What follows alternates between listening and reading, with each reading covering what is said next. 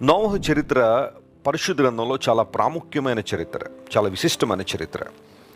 నోవహు యొక్క సంఘటన అనేక మందికి ఇప్పటికీ కూడా కనువిప్పును కలుగజేసే సంఘటన.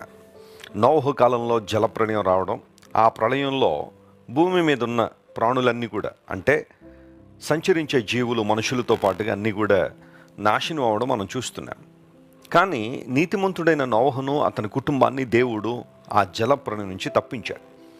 జలప్రళయములో వారు నశించిపోకుండా దేవుని ప్రణాళిక ద్వారా వారు తప్పించబడ్డారు.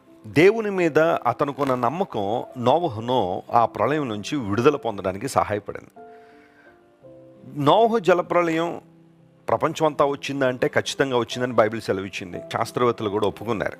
ఇప్పటికి ఎన్నో ఆధారాలు, నోవహు జలప్రళయం గురించిన ఆధారాలు ప్రపంచవ్యాప్తంగా మనకు లభ్యం అవుతూనే ఉన్నాయి.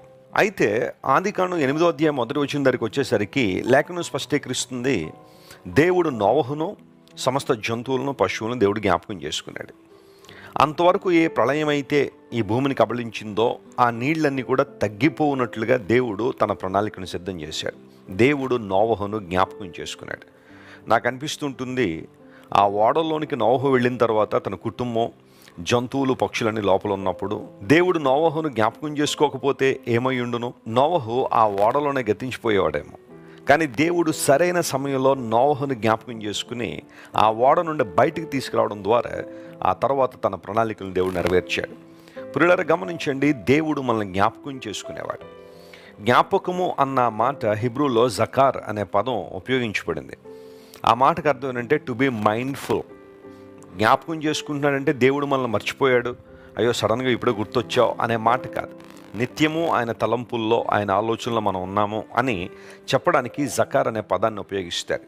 కీర్తనకారుడు తన కీర్తన రాస్తూ అంటాడు, ప్రభువా, నువ్వు మనుష్యుని జ్ఞాపకం చేసుకున్నట్టుకు వాడే పాటివాడు, నీవు నరమాత్రుని దర్శించుటకు వాడే పాటివాడు అనే ఒక మాట మనం 8వ కీర్తనలో మనం చూస్తాం. నీవు సృష్టించిన సూర్య చంద్ర నక్షత్రములను, సువిశాలమైన విశ్వాన్ని, ఈ సృష్టిని నేను చూస్తున్నప్పుడు అసలు మనిషి ఏ పాటివాడు? నువ్వు మానవుడిని దర్శించడానికి మానవుడు ఏ పాటివాడు? నిజమే, మనలో ఏ యోగ్యత, ఏ అర్హత లేకపోయినా దేవుడు మనల్ని ప్రేమించడానికి, మనల్ని జ్ఞాపకం చేసుకోవడానికి కారణం కేవలం ఆయన కృప మాత్రమే. తన కృప ద్వారా తన రూపంలో, తన పోలికలో మనిషిని చేసుకున్నాడు కాబట్టే, మానవునితో సహవాసం చేయాలని దేవుడు ఆశిస్తున్నారు కాబట్టే మనిషిని జ్ఞాపకం చేసుకున్నాడు.